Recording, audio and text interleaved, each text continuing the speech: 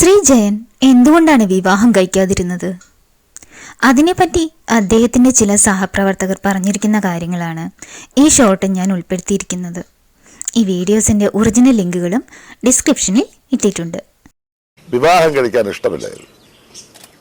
എന്താണെന്ന് പറഞ്ഞ് നമ്മൾ ഇത്ര അടുത്ത് പെരുമാറി ചോദിച്ചിട്ട് പോലും അതിനൊരു വ്യക്തമായ ഒരു ഉത്തരം ജയൻ പറഞ്ഞിരുന്നില്ല. പിന്നെ വളരെ ഞാൻ നിർബന്ധിച്ച് പല പ്രാവശ്യമായി ചോദിച്ചപ്പോൾ ചില കാര്യങ്ങൾ എന്നോട് പറഞ്ഞു. അത് നമുക്ക് പരസ്യമായി പറയാൻ ഞാൻ ആഗ്രഹിക്കുന്നില്ല.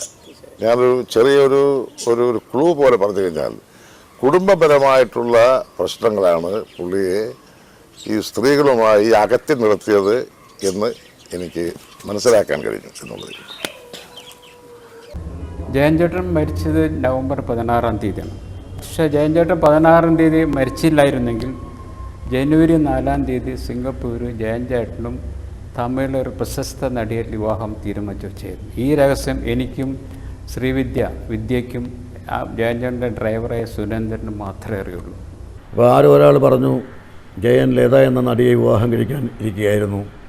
അതൊന്നും ശരിയല്ല. ജയൻ വിവാഹം കഴിക്കാൻ ഇരിക്കുകയായിരുന്നു. മലയാളിയായ ഒരു എയർ ഹോസ്റ്റസിന്, ആ സ്ത്രീ എനിക്കറിയാം. ഇപ്പോഴും അപൂർവം ഞങ്ങൾ കാണാറുണ്ട്. അവർ വേറെ വിവാഹം കഴിച്ചു. ആ രഹസ്യം എന്നോട് മാത്രമേ പറഞ്ഞിട്ടുള്ളൂ.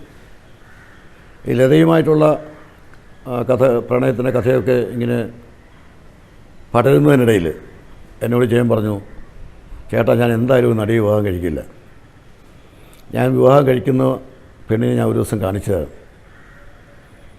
അങ്ങനെ ഒരു ദിവസം ആ യുവതി വരുന്ന ഫ്ലൈറ്റിൽ ഞാനും ജയനും കയറി തിരുവനന്തപുരത്തേക്ക്.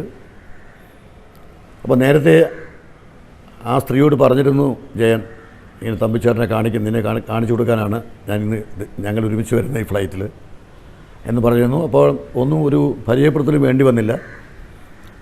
ഞങ്ങൾ സംസാരിച്ചു. പിന്നീട് ഞാൻ എൻ്റെ ട്രിവാൻഡ്രം യാത്രകളിൽ ആ യുവതി എയർ ഹോസ്റ്റസ് വരുമ്പോഴൊക്കെ ഞങ്ങൾ തമ്മിൽ സംസാരിക്കുമായിരുന്നു. കാരണം എൻ്റെ ഒരു സഹോദരൻ്റെ ഭാര്യയാകാൻ പോകുന്ന യുവതി എന്ന നിലയിൽ, ആ നിലയിലാണ് അവരെന്നോടും പെരുമാറിയിരുന്നത്. ജയൻ മരിച്ചില്ലായിരുന്നെങ്കിൽ എനിക്ക് തോന്നുന്നു ഒരു 2 മാസത്തിനകം വിവാഹം നടക്കുമായിരുന്നു.